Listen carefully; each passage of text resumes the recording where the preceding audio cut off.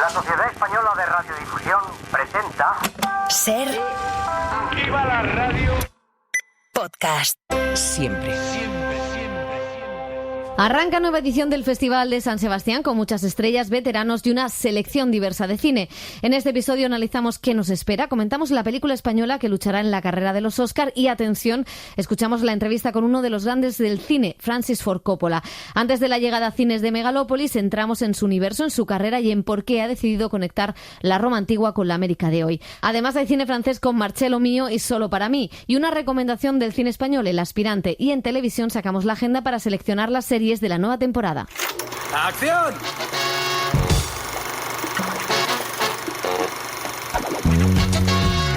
El cine en la Ser con Pepa Blanes.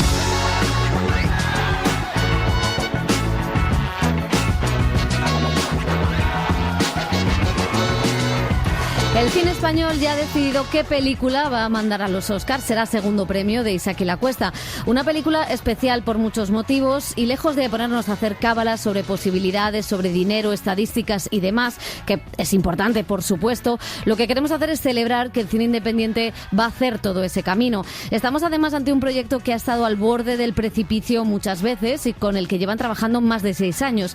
Finalmente, la película ha conectado con los académicos y académicas y ha posicionado a un director al que muchas veces la industria española ha infravalorado, pero que es uno de los autores más libres e independientes de nuestro cine. Encima lo hace con música en español, con un rock independiente que para algunos está pasado de moda. ¿Por qué, si nos hemos emocionado con historias de músicos de Sudáfrica o de lo más profundo de Estados Unidos, no vamos a poder emocionar a la Academia Americana con esta historia de amistad y de amor?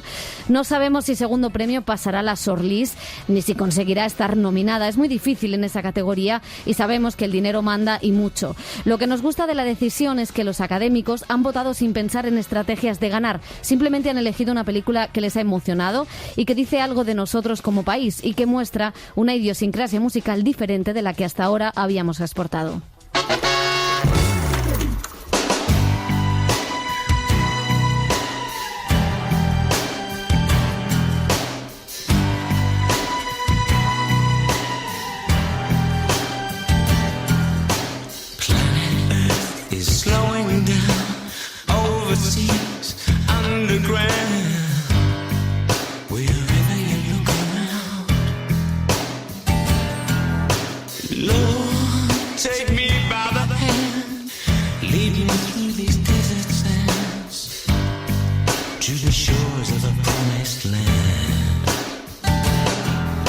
Hola, ¿qué tal? Bienvenidas, bienvenidos a El Cine en la Ser. Desde el Festival de San Sebastián nos espera nuevo maratón de cine y series. Elio Castro, José Manuel Romero, ¿qué tal? ¿Cómo estáis? Muy bien. Estamos bien. ¿Preparados? Sí, bueno, preparados, listos ya. Exactamente. Ya cansados. O sea, ya estamos cansados a estas alturas, pero bien, con ganas de ver mucho cine y de disfrutar de un festival que la verdad es muy acogedor y se trabaja muy bien. Sí, salvo Mucho, que nos caiga una galerna, todo está bien aquí. Pero bueno, somos muy del sur. Pondremos velas. Bueno, antes de meternos de lleno en cómo ha empezado el festival o va a empezar el festival, sí que tenemos ya la película española para la larga carrera de los Oscar. Y podemos decir que ha sido una agradable sorpresa, segundo premio de Isaac y la Cuesta y Paul Rodríguez. Sí, con estos temas a veces somos un poco acomplejados, ¿no? Una historia de una banda de Houston es universal. Una historia de una banda de Pyongyang que es universal. Y de repente parece que con lo nuestro no puede ocurrir lo mismo, ¿no? Y la verdad es que todas las historias, por definición, son universales, cualquiera.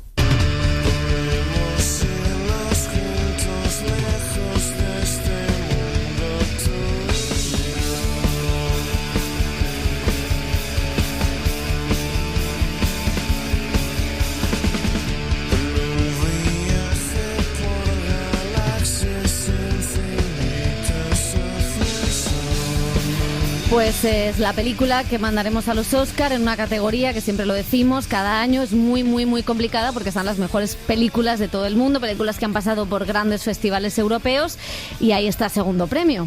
Sí, y una sorpresa porque yo creo que la mayoría de todos nosotros apostábamos, yo por lo menos, por Marco, ¿no? Que que sí, a priori puede reunir un poco más las características de una película que va a esa categoría de mejor película internacional. Me parece una apuesta muy arriesgada, muy honesta, como decías tú, es muy difícil que pase, pero a mí de este proceso me gustaría que fuera incluso más transparente todavía. O sea, ya que estamos en esta época de transparencia, no, me gustaría saber cuántos académicos han votado, ¿no? Y no sé, este mismo proceso me parece que sería mucho mejor si hubiera también una shortlist de películas que no fueran solamente 3, a lo mejor 10 o 15, y que luego pues se eligieran esas 3 y después una, ¿no? Porque me da la impresión de que los académicos no están demasiado puestos todavía en las películas de la temporada.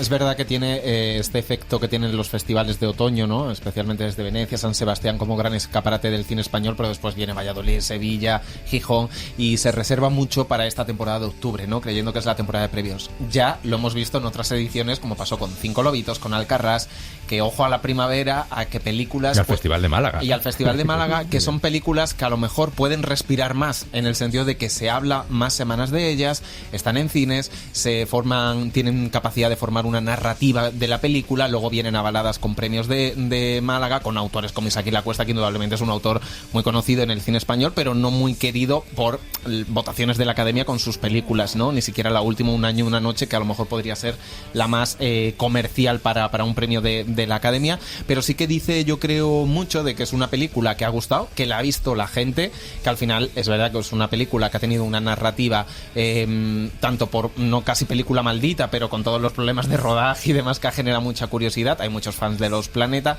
y luego es una película que es impepinable, que es maravillosa en lo cinematográfico, en la historia que cuenta, y que bueno, que a ver, el reto en Estados Unidos, yo creo en los Oscars esto siempre es que la vean. Yo siempre pienso que la vean, porque si la ven, a lo mejor ven un poco Nueva York y Lorca y dicen, uy, esto me suena exótico, sí, que haya una conexión emocional, claro, ¿no? que ese es el problema que tienen, pues que tiene una película que todavía, que creo que tienen que ponerse mucho las pilas, porque es una película que, confesaba el productor, no tiene todavía un estreno en Estados Unidos asegurado, ¿no? Entonces, eso es lo que hay que hacer ahora, y luego con el respaldo de las instituciones, como pasa con el cine francés, para promocionar allí y hacer toda la campaña que se necesita. Los Oscars son un regalo envenenado, porque ¿quién puede pagarse eso? Pues un Netflix. El año pasado recuerdo el director alemán nominado, ¿no? Que decía, bueno, es que es una categoría muy amañada en ese sentido, en el sentido en el que, claro, cuanto más dinero tienes, más fiestas haces, más proyecciones haces, y yo sí creo que yo siempre lo digo, o sea, está muy bien pensar en ganar, pero yo creo que también está bien pensar en qué quieres que te represente, qué imagen quieres que sea, o qué película sea. Y me pareció yo siempre defendí que fuera Titán por Francia, a pesar de que no tenía oportunidades, porque era la película que había ganado su festival, y era la apuesta del cine francés ese año, y a mí eso sí me parece significativo y bonito, y a veces se ganará y a veces se perderá, ¿no? Es como los equipos de fútbol, prefiero el Athletic de Bilbao a otros. No, en ese sentido, no me meto en follones, pero en ese sentido es bueno, hay veces que no seremos los mejores, pero esta es nuestra identidad, ¿no? Y yo creo que es una peli que sí dice mucho sobre cierta identidad, también sobre un tipo de música que no se ha exportado, no lo sé, creo que es muy, muy, muy difícil, y que nunca sabes qué buscan en esta categoría, pero me alegra que el cine independiente haga el camino. No, lo que sí que es verdad es que ha gustado a la Academia, y que esperemos que eso se corresponda luego con los Goya, que ¿sí? Segundo premio. Claro, justo iba a eso, que han tenido el margen para verla desde su estreno en mayo y en el Festival de Málaga, y luego algo incuestionable, que tanto la preselección como esta selección final como candidata de España la coloca, le da una segunda vida en temporada de otoño y en la temporada de los Goya en España, que a lo mejor si no hubiera tenido esa preselección es una película que borramos de esta temporada de premios, y ahora está muy bien colocada en esta nueva temporada de premios. Y luego también creo que es importante, y aquí hay que repensarlo, esos pases de académicos antes de que las pelis se estrenen o pasen por festivales, que a veces parece, o sea, no sé dónde acaba no digo lo legal, porque estamos hablando de cine, no estamos hablando de nada grave, pero sí que es verdad que, bueno, son películas que no se han estrenado, todo el mundo las ve, la gente postea cosas, pero a la vez hay un embargo, no pasan por festivales. Creo que todo eso también se debería hacer mirar. Bueno, y ahora sí, vamos con San Sebastián, que promete una edición muy potente. Han confirmado asistencia a nombres como Cate Blanchett o Javier Bardem, que van a recoger premio Donostia. También Pamela Anderson, natación, ojo, cuidado a Fantasía. este dato. Con bañador. Con bañador Increíble. en la Concha. Y luego veteranos del cine de autor europeo como Costa Gabras, Mike Lee, François Ozon o cineastas españoles como Albert Serra o Pilar Palomero. José Luis Rebordinos, el director del festival, nos explicaba que es difícil cuadrar una sección oficial ante tantas películas, que busca diversidad y que haya un poco de todo. Y en toda la sección oficial siempre buscamos la diversidad. Luego, claro, a veces encontramos películas que nos gustan, que se parecen mucho, y otras que no nos gustan tanto, que son más diversas. Pero fíjate, este año hay un poco de todo, ¿eh? Hay desde un musical posapocalíptico, la película The End de Joshua Oppenheimer, tenemos cine de terror con la película El Llanto, tenemos una película de serie B pretendidamente y queriendo ser serie B, que es la de Kiyoshi Kurosawa, tenemos melodramas, tenemos un poquito de todo también, tenemos cine social, como puede ser, por ejemplo, la película de Laura Carreira, On Falling. Es una sección muy, muy variada, luego gustará más o menos, pero realmente yo tengo la impresión que es de los años que más os vais a divertir, es decir, que menos difícil os va a resultar la sección, es decir, que unas os gustarán más, otras menos, pero hay mucha variedad y vais a pasar de una cosa a otra. Yo creo que os lo vais a pasar bien. Nos lo vamos a pasar Bueno, bien. De aquí a una semana nos comprometemos con José Luis Rebordinos a contestarles si no lo hemos pasado bien y Si no, que nos devuelvan estos días. Y un balance de esta sección oficial. Lo haremos. Exactamente. Bueno, vamos a detenernos en un nombre que no va a estar físicamente en San Sebastián, pero donde sí se va a proyectar su última película, Megalópolis, que llega a los cines el próximo viernes 27, pero nosotros lo vamos a adelantar un poco porque tenemos una sorpresa. Cuando muere un imperio, se derrumba en un terrible instante. No. Pero llega un momento... Hablamos de Francis Ford Coppola, uno de los grandes directores de la historia del cine, que a sus 84 años ha rodado uno de sus proyectos soñados, esta epopeya romana y futurista sobre el presente y el futuro de Estados Unidos, ese país que también ha retratado el director en todo su cine, en obras maestras como El Padrino o Apocalypse Now. Y hemos entrevistado a Coppola, el director ha hablado con el cine en láser desde Toronto. Basically, we have a Senate. Just as Rome had a Senate. Bueno, básicamente tenemos un Senado, al igual que Roma tenía un Senado, y Roma consiguió mucha riqueza porque había conquistado muchos países, y los senadores estaban recibiendo ese dinero y se preocuparon más por su propio poder y su propia riqueza que por la gente. Y eso es exactamente lo que está ocurriendo en Estados Unidos hoy en día. So we have an analogous situation between Republican or ancient Rome. Así que tenemos una situación análoga entre la Roma republicana de la antigüedad y los Estados Unidos actuales, con la metáfora de Estados Unidos como una especie de Roma en el mundo. Me refiero a que Estados Unidos recorrió el mundo como Roma, que derrotó a Cartago, su enemigo, como en la Guerra Fría se derrotó a la Unión Soviética. El paralelismo entre los dos se está haciendo realidad y es muy posible que en estas elecciones perdamos la república y acabemos con un dictador o un rey.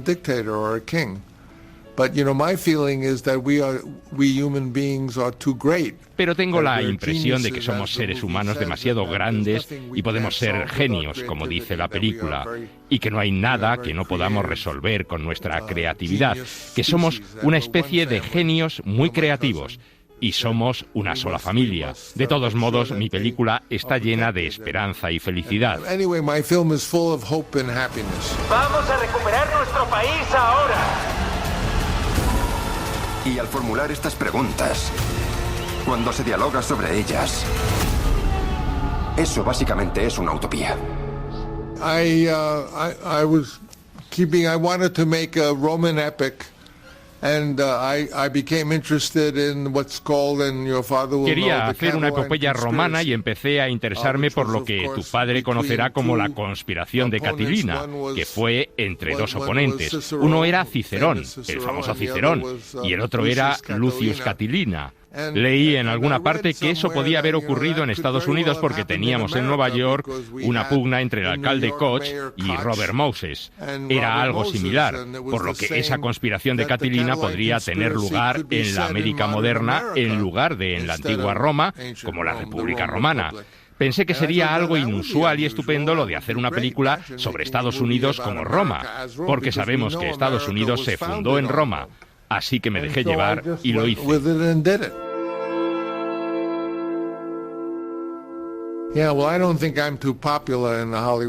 Bueno, creo que ya no soy muy popular en el sistema de Hollywood. Hollywood me creó, pero ya no me quiere. Pero soy parte de la familia humana y ahí es donde quiero estar. Siento que estoy unido a todas las personas con talento del mundo.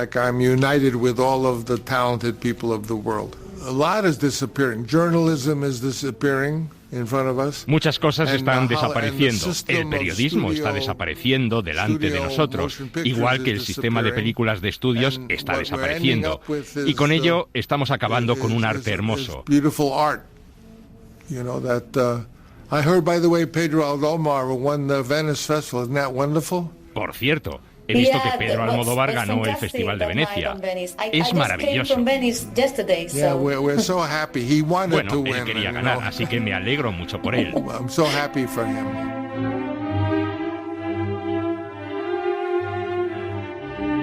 I don't know. I tried to be pretty humble. No lo sé, intento ser bastante humilde. Muchos grandes cineastas vinieron antes que yo. Quiero decir, no solo 10, sino miles. Hemos tenido artistas maravillosos, muchos antes que yo. Si me comparo con los grandes que vinieron antes, estoy orgulloso de ser incluido en cualquier grupo.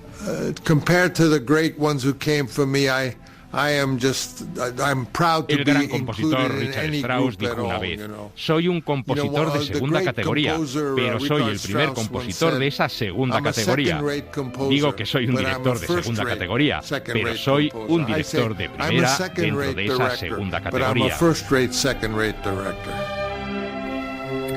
Pues Francis Ford Coppola, la verdad es que tiene muy claro cómo defender su película y cómo atacar a Hollywood. Bueno, cómo hablar de su relación con Hollywood, ¿no? Que siempre ha sido tensa. Sí, bueno, es que él es un outsider de Hollywood. Realmente lo que le pide, yo creo que el corazón, es estar fuera de Hollywood. Lo que pasa es que ha triunfado en Hollywood, dice que a su pesar.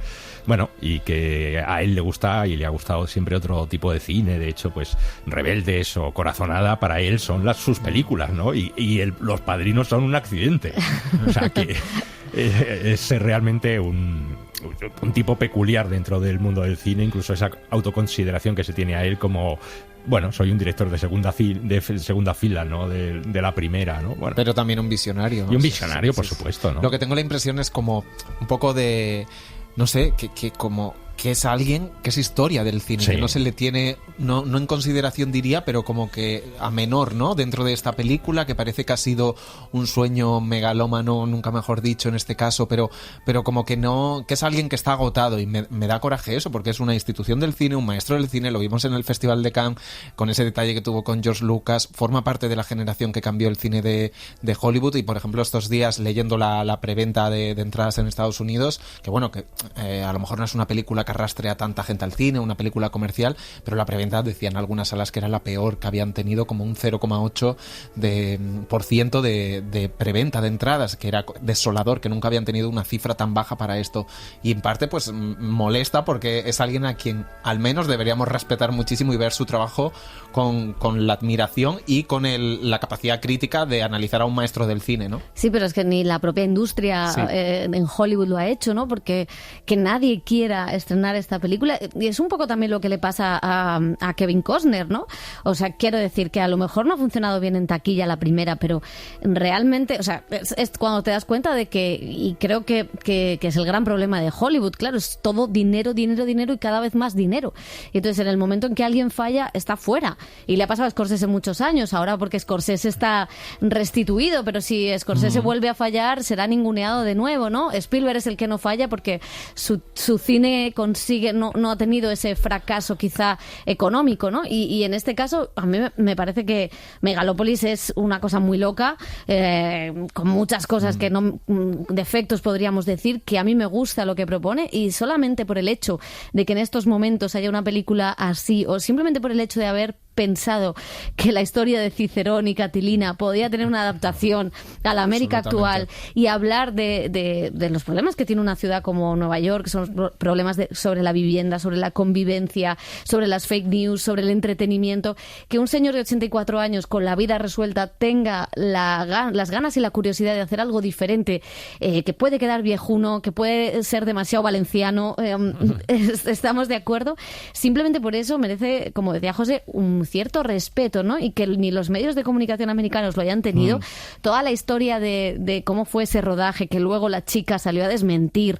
O sea, quiero decir que son determinadas cosas que también dice mucho de cómo está el periodismo y de cómo está el propio Hollywood, ¿no? Y de nuestros tiempos, y que realmente es un personaje, es un director que debería estar en todas las portadas esta semana en Estados Unidos, porque es que es Francis Ford Coppola, el director del Padrino, Apocalypse Now, estrenando posiblemente su última película, un proyecto ambicioso que tenía en mente. Pues creo que merece un análisis profundo, como estábamos haciendo, como hicimos en el Festival de Cannes, ¿no? Que indudablemente la historia tiene esa profundidad y ese ingenio de conectar las dos cosas que decía Pepa, ¿no? La Roma antigua y la situación de América hoy, pero sigue hablando de temas que están en su filmografía, como son la familia, como es su preocupación por el futuro, pues su preocupación por América, ¿no? Y lo hace también de una manera diferente, una manera muy loca, muy kitsch, y que la ejecución puede ser fallida y que la película puede ser peor película, pero que a la película lo que tú no le puedes negar es que está llena de ideas y de profundidad filosófica y literaria, siendo un director que posiblemente es de los directores más cultos de toda esa generación del nuevo Hollywood, ¿no? Que fue el menos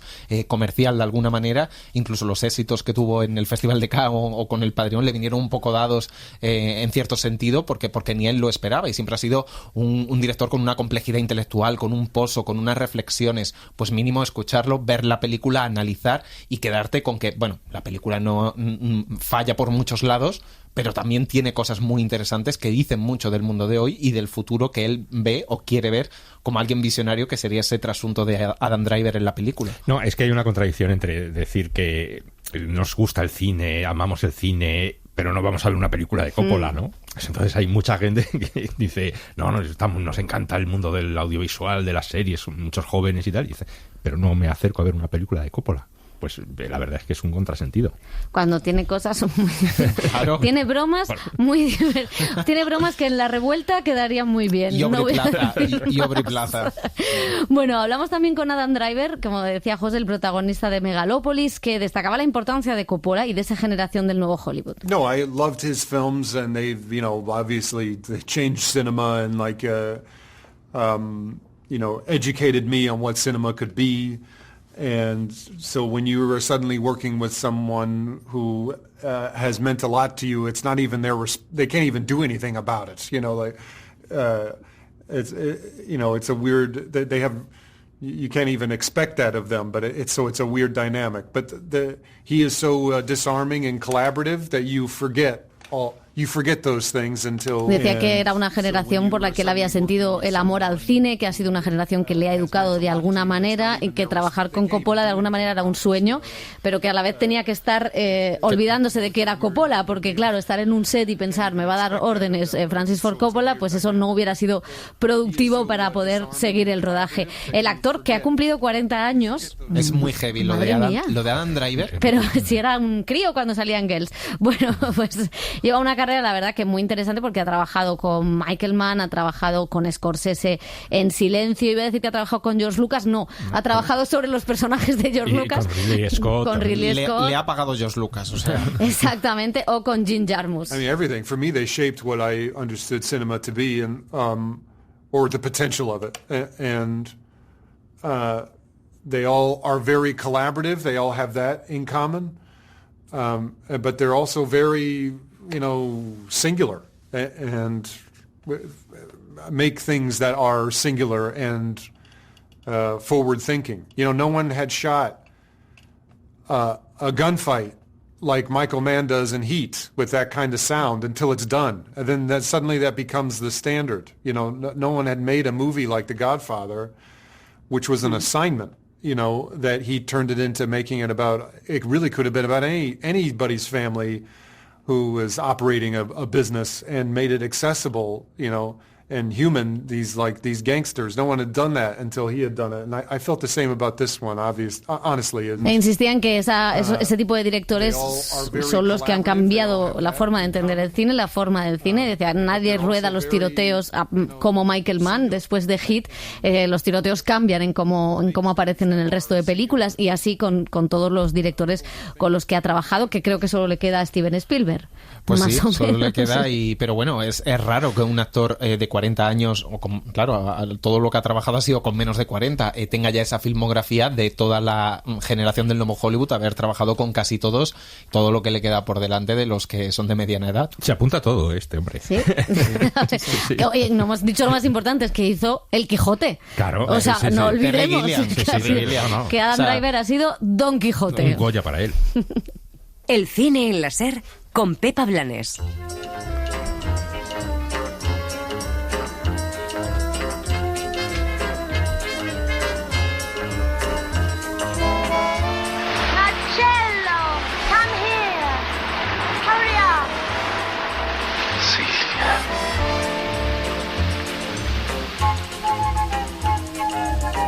Y de un tótem del cine americano a una de las estrellas del cine italiano, Marcello Mastroianni, a quien homenajea a su hija, la actriz y directora Chiara Mastroianni, en Marcello Mio. Es una película que estuvo también en el pasado Festival de Cannes y que es un juego entre realidad y ficción donde hace de sí misma Catherine Deneuve. El parecido es muy inquietante. Voy a hacerte una foto. Ponte de perfil. Espera, desde abajo no, que queda muy mal. No, espera. No. Hazla desde arriba. No, mejor de perfil porque tú tienes los labios más finos. Él los tenía más carnosos. Espera. ¿Más deseables? Ah, sí, muy bien. No, nunca fue muy besucón. ¿No lo era? No lo era. No era nada besucón. Pues la verdad es que es maravilloso ver a Catherine Deneuve hablando de Marcello Mastroianni con toda esa leyenda buena y mala, ¿no?, que hay sobre el actor. Ella estuvo en la rueda de prensa de Cannes y le preguntaban si su hija era una nepo baby. Beaucoup plus lourd pour elle, c'était très ambitieux, c'était très prestigieux et en même temps c'était très lourd. Ce qu'elle a toujours fait bien parce que elle a une patience incroyable. Catherine Deneuve contestaba lo que quería, como suele ser habitual, no sacó cigarro esta vez, pero sí que decía que para su hija había sido una carga muy pesada la de llevar ese apellido, que a la vez había sido muy bonito, muy artístico, que también le había dado una serie de oportunidades, pero también pues una serie de cosas que también eran negativas, ¿no?, para su hija, que es un poco lo que se inspira en esta película del director Christophe Honoré, que defendía que no era tanto un biopic de Marcello Mastroianni, sino más bien una película sobre la identidad y la búsqueda de uno mismo, mientras que la propia Chiara, que se viste como Marcello en el film, bromeaba con que su propia vida es una comedia. J'ai vu que, par exemple, il allait transformer nos vies en comédie, alors qu'on part d'un point assez triste au final, parce qu'on parle de quelqu'un qui n'est plus là, qui est parti. Y hablaba de que de alguna manera había transformado su vida en una comedia a pesar de ese final, ¿no?, en el que se dan cuenta de que están hablando y recordando a alguien pues que ya no está entre ellos, ¿no? Y no sé, ¿qué os ha parecido? No, me parece un juego divertido, ¿no? O sea, hay un... es que solamente por ver esa reacción de Catherine Deneuve como madre, no haciendo de sí misma, el tono de móvil que tiene Chiara Mastroianni es la cabalgata de las Valquirias. O sea, cuando sabe que le llama a su madre es porque suena la cabalgata de las Valquirias. Ya, que es algo inventado, pero que... O sea, le pega perfectamente, ¿no? Entonces digo que es un juego divertido, que es un juego que yo creo que no solamente se circunscribe a una hija de famosos que tiene que llevar el peso de los apellidos y la crítica y todo lo que se espera de ella y si está a la altura o no está a la altura, y Chiara Mastroianni tiene una carrera como actriz, como cantante, pues muy, muy buena. De hecho sale Benjamin Biolay, que también fue su pareja, fue su pareja. O sea, quiero decir que... Pero ese peso existe, y ese peso también existe en todos nosotros, que llevamos el peso de nuestros padres, aunque no sean famosos, pero siempre llegaremos a las expectativas que creen nuestros padres de nosotros. Luego está la figura del padre ausente, ¿no?, de cómo se recuerda. Yo creo que la película tiene muchos matices que hacen que sea muy atractivo y merece la pena verse ahora que se va a cumplir además el centenario del nacimiento de Marcello Mastroianni, porque aunque no sea un biopic, sí te da algunas claves de cómo era él, no solamente como persona, sino como actor, ¿no? Y entonces hay pues un recuerdo, por supuesto, a Ginger y Fred, que es ella está vestida todo el rato con el Marcello Mastroianni que protagoniza esa película de Fellini. Hay pues homenajes a la Dolce Vita, por supuesto, pero también a Una jornada particular, a Noches Blancas. La película está llena de referencias a Noches Blancas, que es la película pues más favorita del director, de Christophe Honoré. O sea, que dan ganas de ver las películas de Marcello Mastroianni, ¿no? Además de eso, que no es una biografía, ni un recuerdo, ni un biopic de Marcello Mastroianni, ni tampoco de Chiara Mastroianni, ni de Catherine Deneuve. Eso es lo que ponían como muy verde en Cannes, ¿no? Porque, bueno, pues como que menudo homenaje a Marcello Mastroianni, y es, bueno, creo que no van por ahí los tiros, más bien va por cómo ella se enfrenta también a quién soy yo, dónde estoy, ¿no? Claro. Con esa madre, con ese padre, con el peso de ese padre, ¿no? Y luego, pues todo lo que ha conllevado como padre ausente, no solo por su muerte, sino, bueno, pues la relación sentimental de Marcello Mastroianni fue curiosa, ¿no? Sí. Porque al final en el velatorio están todas esas mujeres que habían sido, no sé si abandonadas, no sé cómo decirlo, pero que de alguna manera siguen queriéndolo a pesar de, ¿no? Porque Marcello era así, ¿no? De alguna manera hay algo en la figura que es muy curiosa en ese sentido. Entonces yo creo que la película explora también esa relación, ¿no? Y cómo cuando se vuelve a aparecer, porque de alguna manera se vuelve a aparecer en el cuerpo de su hija, ¿no? Cómo Catherine Deneuve entiende eso, o cómo lo entienden otros actores, otros directores. A mí la verdad es que la película me gustó. Quizá en una sección oficial de Cannes pues siempre es lo que pasa, ¿no? Que la tiendes a comparar con otras películas que compiten, pero a mí me parece muy, muy, muy interesante. Sí, ¿no? Y tiene todos esos puntos interesantes. A mí la premisa se me agota un poco, cómo avanza la película, más allá del salseo, ¿no? De ver a Catherine Deneuve y todos estos asuntos que habéis comentado, pero tiene esa parte tan interesante de tú la sensación personal de lidiar con la ausencia de un padre,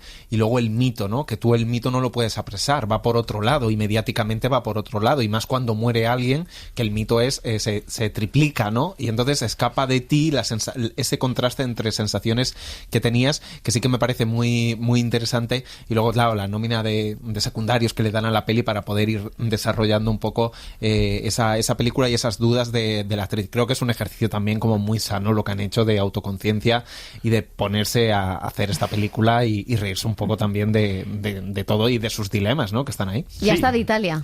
Claro, sí, de Italia también. Hay referencias a la Meloni también.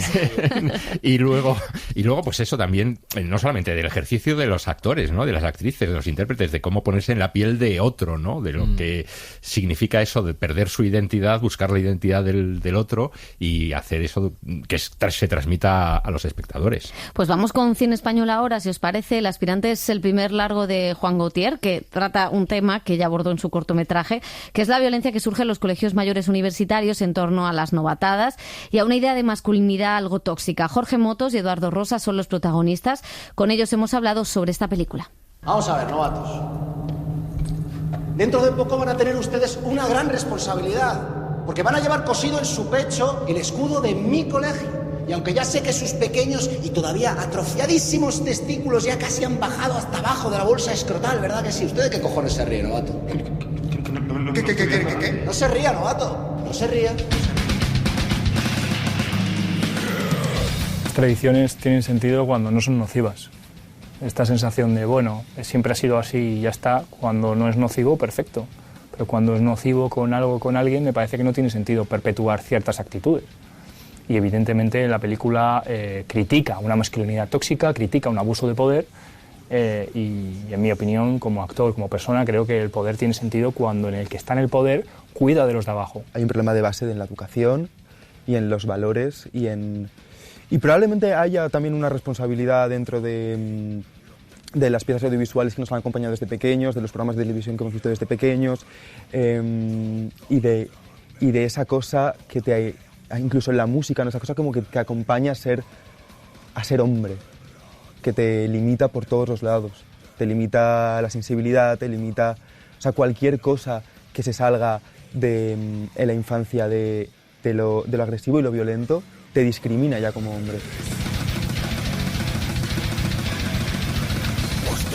Pues muy recomendable, la verdad, El aspirante para ver todo ese ambiente de colegios mayores, que además él viene del Chami y algo sabe en todo lo que se gestiona ahí. Otro estreno español es Solos en la noche, de Guillermo Rojas. Es un homenaje, decía el director, a la generación de sus padres, esos que vivieron la transición, y cuenta la vida de un grupo de abogados laboralistas en la noche en la que Tejero dio el golpe de Estado del 23F en 1981. ¡Quieto todo el mundo! Hostia puta. Es un golpe de estado.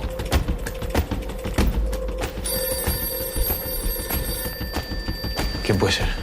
No es mejor quedarnos aquí hasta que sepamos qué pasa y estar todos juntos. Brevemente, Elio, la recomendamos además ahora que se ha estrenado también en televisión española Las Abogadas. Las Abogadas, sí. Que es la cara B. Bueno, para eso, hablar de la transición, pero que también tiene una conexión con el presente, ¿no? Decía Guillermo Rojas que cuando estaba pues escribiendo, terminando el guión, pues se produjo el asalto al Congreso de los Estados Unidos. O sea que no estamos libres de que se vuelva a repetir un acontecimiento así, ¿no? O sea que la democracia muchas veces es mucho más endeble de lo que creemos nosotros. Pues hay también más estrenos interesantes como Niqab, que llega a Filmin. Es una película irlandesa de Rich Pepiat, director y cantante de rap, que firma esta atrevida sátira política sobre su país, que produce nada menos que Michael Fassbender, que también tiene un pequeño cameo. Habla de un grupo de rap que canta en el idioma irlandés y que pone patas arriba todo el sistema educativo y mediático y musical con esta defensa de las lenguas identitarias. Do you know what? Every story about Belfast starts like this. But not this one. Hey! This is Nisha and me. And we found our calling, giving the middle finger to the Brits. Y del cine francés destacamos Solo para mí, de la directora Valérie Doncelli. Es un retrato sobre cómo se produce la violencia de género.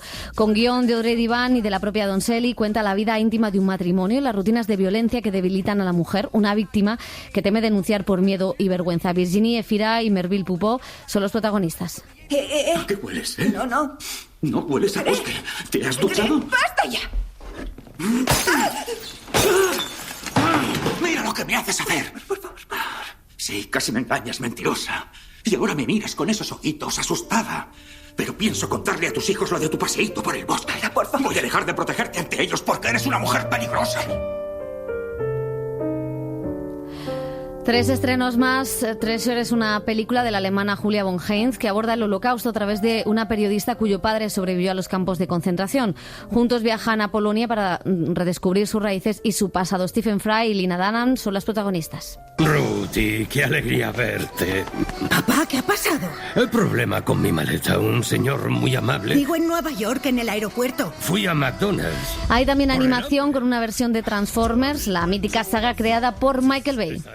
Vaya, ¿cuánto nos van a tener aquí? Ni me hables.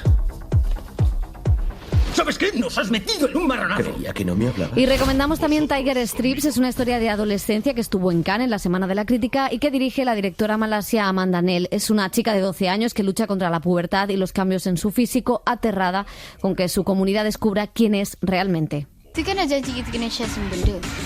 Mana boleh sebar-sebar rasa? Mak! Semua dah tahu kot. Satu sekolah kecoh kau datang kiri.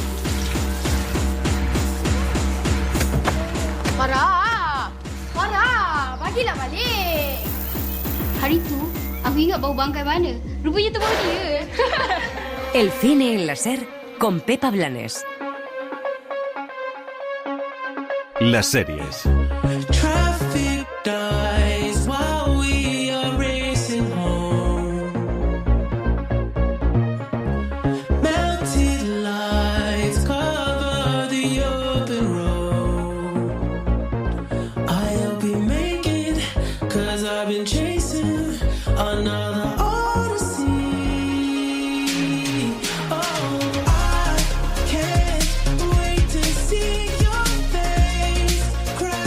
Dani Garrán, ¿qué estamos? ¿De fiesta o qué es esto? Pues deberíamos, ¿no? Es la primera vez que nos encontramos. Ya era hora de veros, chicos. Como es la nueva temporada de viajar. No paráis, por favor, dejad de viajar un poco. Pues ya estamos en San Sebastián. Me podéis haber llevado a mí a los Emmy o algún otro eventillo de esos. Lo que necesitamos son tus tiempos de plancha. Viaje. un poco de eso. Yo bueno, aquí viendo series sin parar, eso es lo que me dedico. A ver. He perdido todo el moreno, ¿eh? A ver, Rita, no me hagas hablar. Bueno, es verdad que venimos de esa huelga de actores y guionistas que retrasó 5 meses la gala de los premios Emmy, pues han vuelto al calendario habitual y ya sabemos cuáles han sido coronadas como las mejores series del pasado año. Cuéntanos. Pues mira, había claras favoritas que ya habían arrasado en los premios técnicos días antes, pero sí que hubo una sorpresa que pocos esperábamos, una grata sorpresa bajo mi punto de vista. Bueno, la ceremonia era la segunda del año por ese desajuste del que hablabas, presentada por el dúo padre e hijo Eugene y Dan Levy. Coronó a las grandes triunfadoras de la noche. En drama, vamos a empezar por ahí, estaba más que cantado. Shogun, la ficción sobre el Japón feudal, optaba a 25 premios y llegaba ya a la gala con 14 técnicos ganados, entre ellos el de mejores trajes de época, gracias al trabajo del diseñador español Carlos Rosario. Finalmente se llevó 18 Emmy y se coronó como mejor serie dramática, la primera no hablada en inglés que lo consigue, pese a la poca tradición de subtítulos en Estados Unidos, consiguiendo también mejor dirección y galardones para el actor y actriz principales. Este último, la actriz recayó en Anna Sawai, que lanzó un inspirador mensaje feminista al recogerlo. To my family, Mom, I love you. You are the reason I'm here. You showed me stoicism and that's how I was able to portray Mariko. This is to all the Mamá, women. te quiero, eres la razón por la que estoy aquí. Decía, me mostraste estoicismo y así pude retratar a Mariko, que es el personaje. Se lo dedicaba a todas las mujeres que no esperan nada y continúan siendo un ejemplo para el mundo. No sé si estoicismo o... Uy, me da un poco de miedo.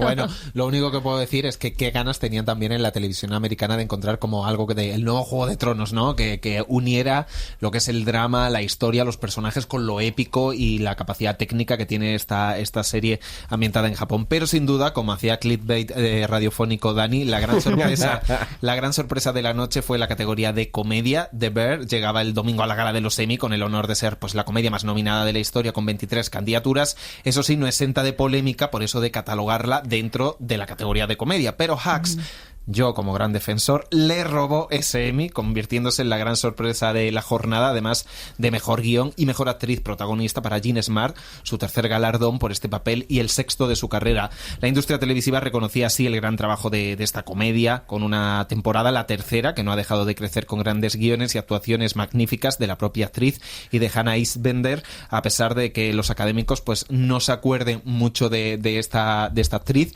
pero la verdad que sí que reconocía un poco, y los titulares de la jornada han sido Estados Unidos se ha dado cuenta de que The Bear no es una comedia. Dios, no lo entiende, siempre los he idolatrado. Cuando yo empezaba en comedia, ellos eran los cómicos. Vale, pero tú no eras la cómica. Ay, no, a ver, llenaba locales, pero ellos creían que era por mi serie o porque era sexy.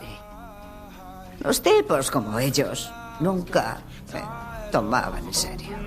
Es que es bastante heavy, en realidad, que compitiera en comedias, que me parece, a mí me gusta mucho de ver, pero me parece que es un poco merecido el dónde vas, sí, no totalmente. Te cueles. Es verdad que se ha abierto también la veda ya a criticar bastante, sobre todo por la última entrega que entrará para los Emmy del año que viene, la que se estrenó aquí en agosto, ¿no? Entonces ya veremos cómo reaccionan el año siguiente. ¿Dónde la colocan? Sí, aunque De Bear no pudo repetir su victoria de la pasada edición en comedia, no se fue con las manos vacías, también hay que decirlo, ya que se hizo nada más y nada menos que con 11 estatuillas en varias categorías individuales, incluida una para su protagonista, Jeremy Allen White, y para Lisa Colón Zayas, la actriz que encarna a la chef latina Tina Marrero, una veterana de la escena teatral neoyorquina que ofreció quizá el discurso más emotivo de la noche, en el que animó a las latinas a seguir luchando por sus derechos yendo a votar. Toda una sorpresa para ella, porque ganó al tótem más grande de la industria, a Meryl Streep, que partía también como clara favorita por Solo asesinatos en el edificio y que se fue de vacío. Vamos a escucharla. Thank you for giving me a new life with this show. And to all the Latinas who are looking at me, keep believing and vote. Vote for your rights. Bueno, está Hollywood en campaña electoral, o sea que muy buen discurso. Pues hay que decir además que en estas 3 horas y cuarto de gala primaron más los agradecimientos que cualquier discurso reivindicativo. Además de las palabras de esta actriz, de la actriz de The Bear, también los protagonistas del ala oeste de la Casa Blanca animaron a votar a los norteamericanos cuando quedan menos de 2 meses para las elecciones. Y Gael García Bernal y Diego Luna también tuvieron su momento de reivindicación latina, subrayando que la forma de revitalizar la gala era usando el español, el idioma, decían, que hablan más de 50 millones de personas en Estados Unidos. Buenas noches.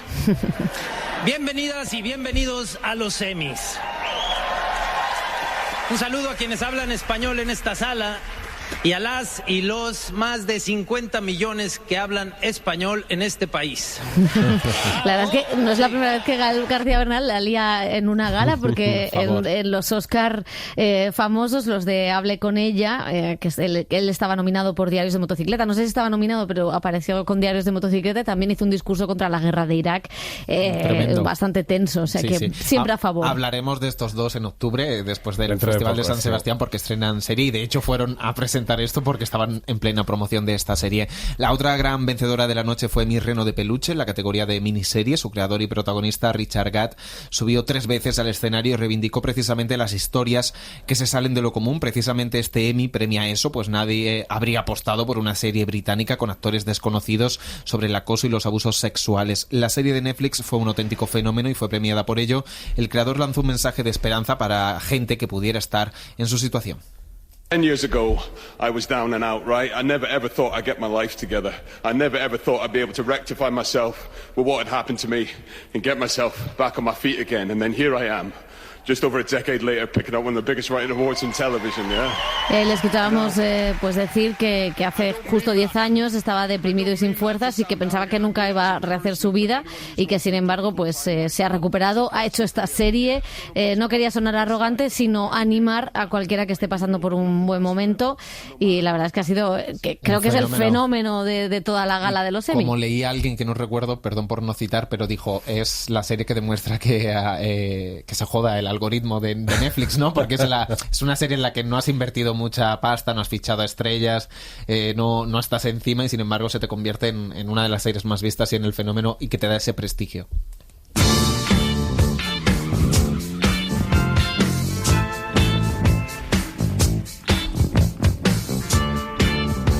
Bueno, pues más allá de estas grandes series que consiguieron premio, ¿qué más ficciones han destacado en los Emmy? Pues mira, a mí me puso bastante contento que, al contrario que otros años, donde 3 o 4 títulos acaparaban todos los galardones, los Emmy quisieron repartir un poquito el juego que quedaba, eso sí, después de entregar ya los grandes. Los de mejores actriz y actor secundarios recayeron en Elizabeth Debicki por su Lady Di en la despedida de The Crown y Billy Crudup por The Morning Show, y también rascaron premio Ripley con su director Steven Sailan, Fargo, Slow Horses y True Detective con el primer Emmy para Jodie Foster. Que además fue maravilloso ese beso a su pareja en plena sala. Lo de Elizabeth Debicki, no entiendo esa fascinación, pero bueno, debo ser yo. Algo habría que darle a The Crown, ¿no? Quiero decir, para su despedida. Las gracias. Imagínate Jodie. Con esa cagada de última temporada. O sea, por favor. Ojalá Jodie llegando a España con su Emmy para enseñárselo a algunos críticos. Exactamente, ojalá. Bueno, pues creo que podemos cerrar capítulo de los Emmy. Ahora quedarán los Globos de Oro, ya con otra temporada a la vista. Pero no perdemos tampoco de vista los últimos estrenos que han ido apareciendo en las plataformas y que hemos ido pues analizando para recomendarlas o no.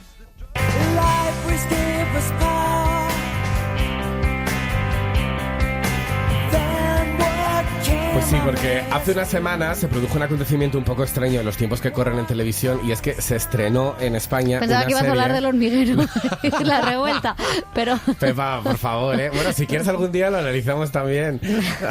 A mí me gustaría analizarlo. ¿Sí? Entra dentro de la ficción. Venga, hombre, bueno, es bastante ficción. Las hormigas son muy ficción. Sí. Y los dos están guionizados al máximo. Bueno, vamos a ver. Estaba hablando de una serie que se ha estrenado recientemente aquí en España después de casi 10 años. Algo que ya no suele pasar. Las estrenan prácticamente al momento. Movistar Plus incluyó en su catálogo las 3 temporadas que existen de My Mad Fat Diary, una serie británica del provocador Channel 4 que ya había dado la vuelta al mundo hace un tiempo, proponiendo una importante reflexión sobre la obesidad, criticando cómo la ira afecta más al individuo en lugar de al sistema. Estaba situada en 1996, protagonizada por Rae, una joven de 16 años y 104 kilos, basada en un libro autobiográfico en el que su autora describió los graves problemas mentales que tuvo debido a su obesidad. Hace 10 años, como os digo, fue una serie de estas características, fue toda una revolución a la hora de describir la vergüenza social, al visibilizar el tema, el silencio del entorno, el bullying y el rechazo social final. 3 temporadas magníficas para mostrar el proceso de maduración y de superación de un trastorno en plena adolescencia. Mi instinto dice que tú piensas que eres muy frágil, como una ave herida chapoteando en el fondo de una botella. Pero si confías en mí, el uno en el otro, estarás bien. Bueno, y también de Reino Unido llega Lost Boys and Fairies, miniserie de la BBC basada en una historia real del escritor Doug James, que narra la cruda realidad del proceso de adopción, las dudas que surgen por parte de unos futuros padres homosexuales. Filming ha estrenado esta serie de 3 capítulos que captura pues la adopción desde las arduas gestiones con los trabajadores sociales, pues con su componente psicológico y emocional, edulcorado un poquito con números musicales. ¿Por qué quieres adoptar? Porque veo a toda la gente joven divirtiéndose como yo lo hacía, pero ya no puedo. Porque estoy aburrido de la cotidianidad de la vida, la rutina del trabajo y los horarios infernales. Porque todos los hombres de mi edad ahora tienen hijos. Porque quiero mucho a Andy, sé que le hará feliz, pero sobre todo quiero adoptar porque creo que me hará una persona más amable, tolerante y paciente. Estaré menos amargado y no tendré más remedio que crecer y cuidar de alguien que no sea yo mismo, y así dejaré de dar por culo, aunque en realidad no quiera hacerlo porque me sigue gustando demasiado. Bueno, yo tengo que decir que vi esta miniserie el fin de semana y solté una lagrimita, ¿eh? Uy, pues eso es grave. ¿Planchando o sin planchar? Hay una serie que te ha ablandado. Me había ablandado así, tenía un poco de resaca, igual eso también contribuyó. Ya estamos, ya está Dani. ¿Sabes qué es? Bueno, además de estos estrenos, también hay algunas series que han vuelto con nuevas temporadas y que tenemos que comentar y sobre todo que ver. A pesar de que los Emmy no repararán en ella, Solo Asesinatos en el Edificio ha estrenado en Disney Plus una 4ª temporada que no muestra signos de fatiga y ya ha anunciado una 5ª.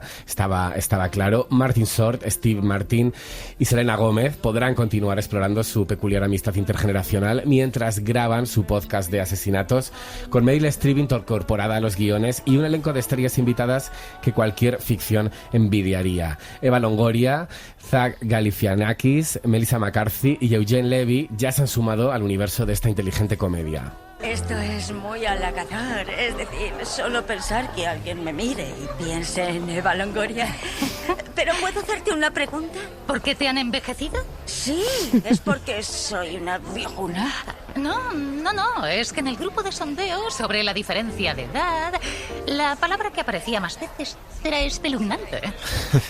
Bueno, y un adiós, tenemos que decir adiós a La amiga estupenda, la adaptación de la trilogía literaria de Elena Ferrante, una historia que nos sitúa en sus inicios en la Nápoles de los años 50 y que narra la amistad en el tiempo de 2 mejores amigas, pero también rivales. Ahora conocemos su desenlace en la madurez, en la Italia de los 80, con la diferencia de clases, el contexto político y los hechos históricos de una época convulsa. Una serie preciosa sobre la amistad, pero también un reclamo feminista que refleja el machismo en las diferentes fases que viven las mujeres desde que son niñas. La 4ª temporada está estrenándose semanalmente en Max, pero las 3 primeras temporadas pues están tanto en Movistar Plus y gratis en RTV Play.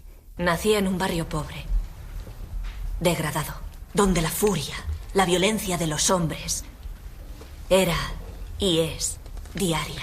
A los 10 años vi a un padre tirar a su hija por la ventana porque quería estudiar. Vi a una mujer ahorcarse porque se había quedado viuda con 2 hijos que mantener. Vi los moratones en la cara de una amiga por haberse casado con un hombre al que no amaba. Un hombre que la violó la primera noche de bodas. José Manuel Romero me obliga a despedirme. Yo que no me gusta despedir el programa, pero yo obedezco. Era porque para hacer una aclaración, Dani y yo, que esta semana no hablamos de Ágata, quién si no, y del pingüino, bueno, porque claro. estamos tenemos hasta sorpresas. arriba con el Festival de San Sebastián, tenemos sorpresas. Y tenemos sorpresas. Se vienen cositas.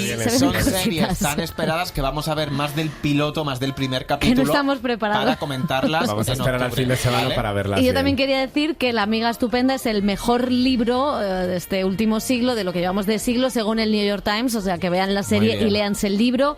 Y darle las gracias a Andrés Galarraga. A Andrés Galarraga, que también es estupendo y ha estado en la realización soportándonos todas estas bromas. Así que hasta la semana que viene. Adiós.